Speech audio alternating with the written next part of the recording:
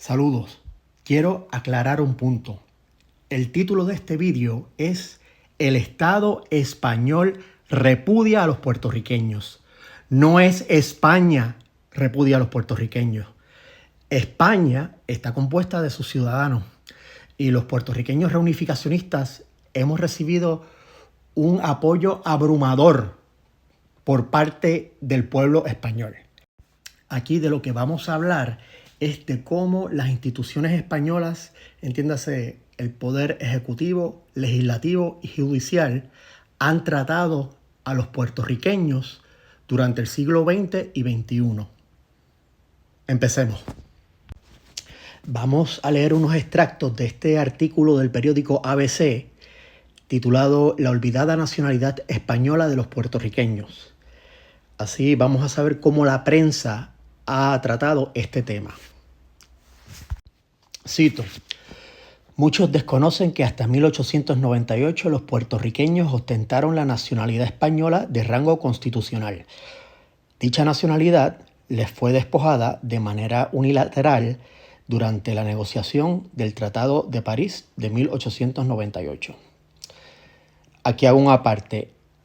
Negociación, a mi entender, lo que fue una imposición, no una negociación, porque había una parte con poder y una sin poder. La que tenía poder era Estados Unidos, no España. Eso es lo que quería comentar. Continúo con la cita. Dice: conforme al artículo 1 de la Constitución española de 1876, vigente en aquel momento, eran españoles todas las personas nacidas en territorio español, por lo que todos los nacidos en Puerto Rico poseían la nacionalidad española. Era una nacionalidad que no distinguía si había nacido en uno u otro lado del Atlántico, pues desde la Constitución de 1812, la PEPA, se establecía que la nación española era la reunión de todos los españoles de ambos hemisferios y que eran españoles todos los hombres libres, nacidos y avecindados en los dominios de las Españas y los hijos de estos. Cierro cita. Bueno, por lo que vemos, es obvio que este artículo ve a los puertorriqueños del siglo XIX de la manera lógica y de la manera en que muchos hispanistas ven al Imperio Español, que era un imperio generador que se reproducía a sí mismo, no un imperio depredador que lo que tenía era colonias para explotar. Más adelante vamos a ver por qué digo esto. Continuemos. Cito: Puerto Rico, a diferencia de Cuba, nunca le declaró la guerra a España reclamando su independencia. Se mantuvo fiel a la madre patria hasta 1898, cuando fue cedida esta a Estados Unidos como botín de guerra. Otra vez repito, esto soy yo, es un comentario mío. ¿Cómo tú no puedes ceder algo bajo presión? Es nulo ab inicio. Es una acción totalmente nula. Pero eso es mi comentario sobre la supuesta cesión, que es nula y no se puede subsanar. Continúo con la cita. Dice: para 1898, su clase política se dividía entre los incondicionales España, en su mayoría de ellos peninsulares y de la clase dominante, y los autonomistas, que en su mayoría eran criollos. También existía un pequeño grupo de independentistas. Aquí hago un comentario. Había peninsulares, tanto en los incondicionales como en los autonomistas. ¿Ok? Y había criollos en los incondicionales. Ojo. Es bueno que el artículo diga en su mayoría, porque es, claro, una mayoría, pero que había de tanto criollos como peninsulares en ambos partidos. Continúo. La negativa de los estadounidenses a que los españoles puertorriqueños mantuvieran su nacionalidad fue protestada por los comisarios españoles que representaron a ese gobierno durante la negociación del Tratado de Paz. Se niega a reconocer a los habitantes de los países cedidos y renunciados por España el derecho de optar por la ciudadanía de que hasta ahora gozaron y, sin embargo, este derecho de opción, que es uno de los más sagrados de la personalidad humana, ha sido constantemente respetado desde que se emancipó el hombre de la servidumbre de la tierra, rindiéndose tributo a este sagrado derecho en los tratados que, sobre cesión territorial, se celebraron en el mundo moderno. Cierro cita. Continúo. La propuesta de los comisarios españoles era que todos los habitantes de los territorios cedidos tendrían el derecho de elegir la nacionalidad española, mientras que la propuesta impuesta, muy bien dicho, impuesta, de los estadounidenses en París eliminaba de su ciudadanía a los españoles nacidos en Puerto Rico para tratarlos como tribus no civilizadas, como habían hecho en Alaska. No fue hasta 1917, en víspera de su entrada en la Primera Guerra Mundial, que Estados Unidos decidió, mediante el Acta Jones, imponer, con el apoyo de la clase política anclada a la clase empresarial, la ciudadanía, nacionalidad estadounidense a los puertorriqueños. A pesar de que los medios de comunicación de la época no resaltaron que se podía rechazar, 286 puertorriqueños no la aceptaron. Es importante resaltar que la nacionalidad estadounidense impuesta a los puertorriqueños es una de segunda categoría, pues no permite votar por el presidente de Estados Unidos ni por congresistas. Ahora voy a citar el artículo 9 del Tratado de París. Voy a citar una parte del artículo. Dice: los súbditos españoles naturales de la península. Ahí nos dividen en los dos bandos, en los naturales de la península, los españoles y los españoles puertorriqueños.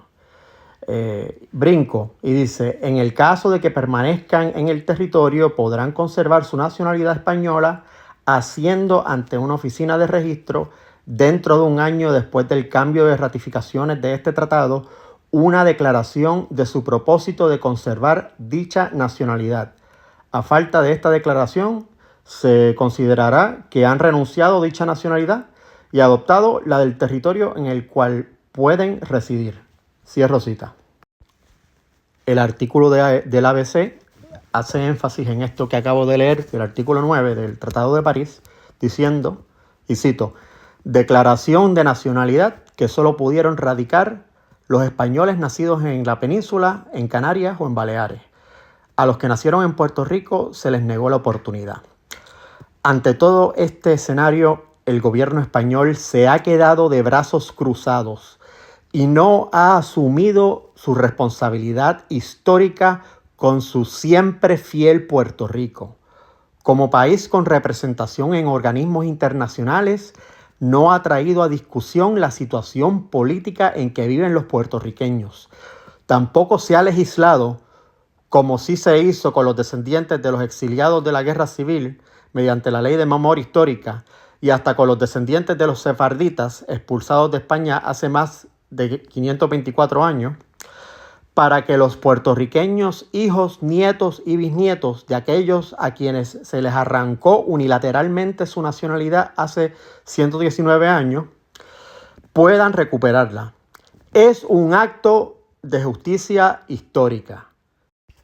Cierro cita. Me encanta esa última oración. Es un acto de justicia histórica. Y les comento algo. Un político español hizo un comentario de que no se le podía dar la nacionalidad española a los puertorriqueños porque se iba a llenar España de puertorriqueños buscando servicios médicos gratis. ¡Ay, sí! Porque nosotros no tenemos servicios médicos. Tenemos que ir al médico brujo para que nos cure y nos eche humo en la cara.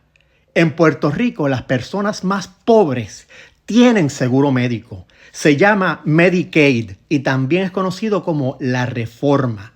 O sea que las únicas personas que tal vez quisieran servicios médicos podrían ser las personas pobres, las personas con menos recursos. Ya esas personas en Puerto Rico tienen los mismos servicios médicos que las personas con los mejores seguros, porque la reforma funciona y funciona bien. Bueno, ya sabemos lo que el periodista del ABC piensa de los puertorriqueños, la españolidad de los puertorriqueños y la falta de justicia histórica. Ahora vamos a leer y a discutir una resolución de la directora general de los registros y del notariado, Pilar Blanco Morales Limones. Bueno, los hechos resumidos son los siguientes, y los resumo porque los jueces lo que hacen es coger temas sencillos y hacerlos complejos innecesariamente, así que vamos a hacer lo opuesto, vamos a hacerlo sencillo. En el 2004, este hombre puertorriqueño, nacido en 1921, solicita la nacionalidad española. Sus padres nacieron en Puerto Rico en el 1896 y en el 1897.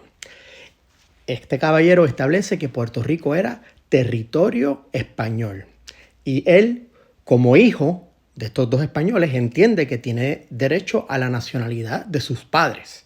Tiene derecho, entiende él, a la nacionalidad española de sus padres. En la resolución se establece que el señor es ciudadano de los Estados Unidos como todos los puertorriqueños. Entonces, la letrada cita una sentencia en la que, como ficción jurídica, en España fabrican el término territorio nacional y lo diferencian de territorio español. Básicamente, territorio nacional es España y territorio español es territorio que es administrado por España, pero que puede ser una posesión, puede ser una colonia. O sea que todos estos argumentos de todos estos hispanistas de que España no tenía colonias, bueno, vuestra directora general está estableciendo ex post facto que España tenía colonias y que había una España real, que era el territorio nacional, y una España que era posesión de España, pero no era España. ¿A qué nos recuerda esto? Esto me recuerda al Estado Libre Asociado de Puerto Rico, que pertenece a los Estados Unidos, pero no es los Estados Unidos.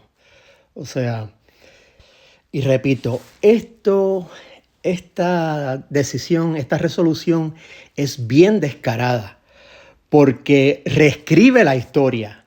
Los que conocemos la historia sabemos que el regimiento de Puerto Rico estaba en Cuba listo para pelear contra los americanos, que hubo un puertorriqueño en el sitio de Valer en Filipinas, en la guerra hispanoamericana. Entonces, esta señora, por ficción jurídica, porque es una ficción, contradice la historia. O sea, ¿qué vimos a finales del siglo XIX? Que los puertorriqueños tenían representación en las Cortes Españolas, que los puertorriqueños votaron por el presidente. Claro, alguno me vendrá a decir, no, pero había que pagar 10 pesos y no éramos iguales. Bueno, pero se asemejaba a la igualdad. Pero no es como esta señora nos está poniendo.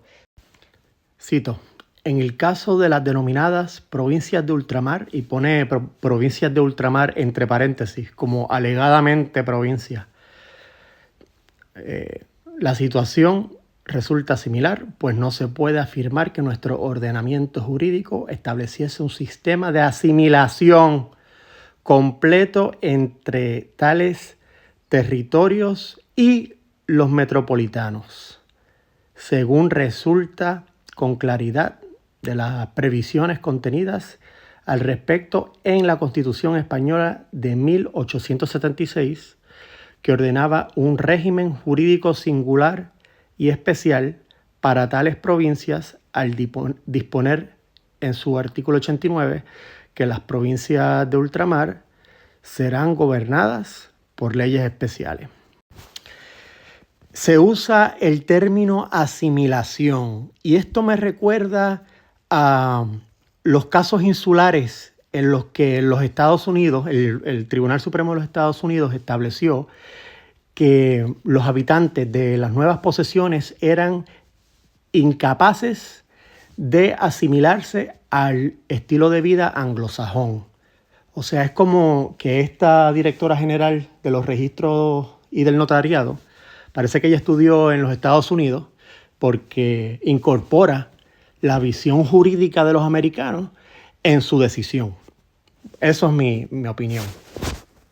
Bueno, cito, que esta diferencia de territorios y de regímenes jurídicos metropolitanos o peninsulares y coloniales se proyectaba sobre los diferentes estatus antes apuntados de los nacionales ciudadanos y naturales de los territorios coloniales.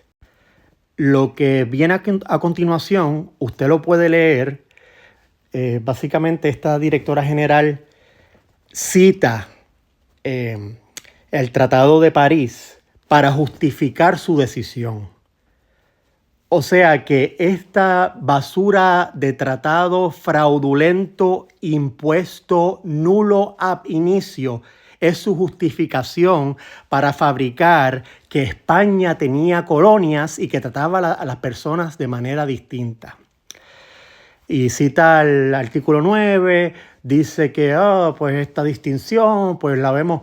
Esa distinción la fabricaron los americanos porque no querían que en su territorio nuevo hubiesen gentes apoderadas. Eso fue fabricación de ellos.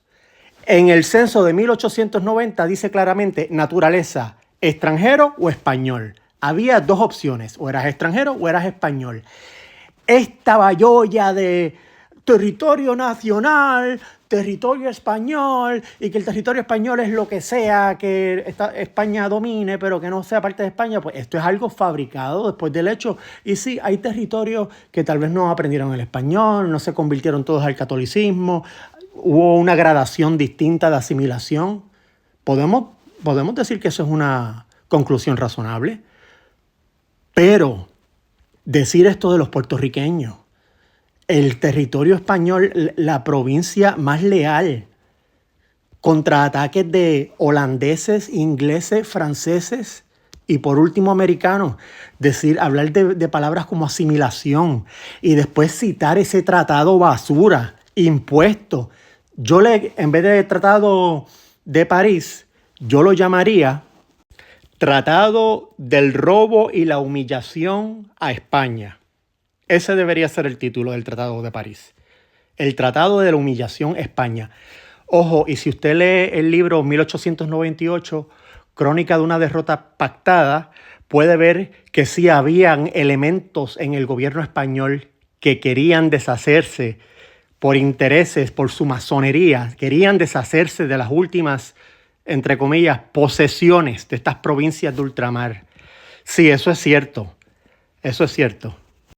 Pero que no quepa duda que ese tratado es una humillación a todo el pueblo español y que hubo elementos del gobierno que formaron parte en esa humillación.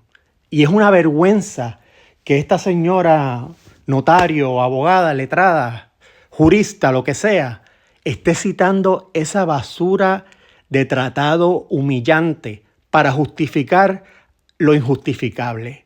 Decirnos es post facto que nosotros somos otra cosa, que nosotros ni nos hemos asimilado. Señora, ¿en qué idioma yo estoy hablando?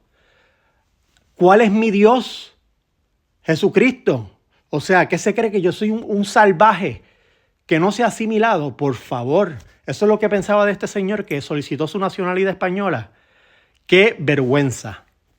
Bueno, termina la notario, lo que sea, la letrada esta, diciendo que ser español, la nacionalidad española es un derecho, no es una imposición, y que como pues el caballero que recurre a este foro no estableció que sus abuelos establecieron que aceptaban ese derecho de ser nacionales españoles, pues no puede establecer que sus padres eran españoles y por lo tanto no se cumple el requisito.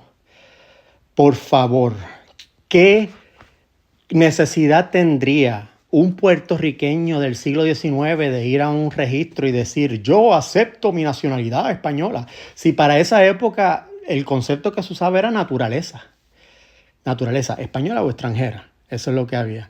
Bueno, todo el derecho es ficción. Creamos reglas, las justificamos, las rompemos. Utilizamos ficción jurídica para justificar lo injustificable.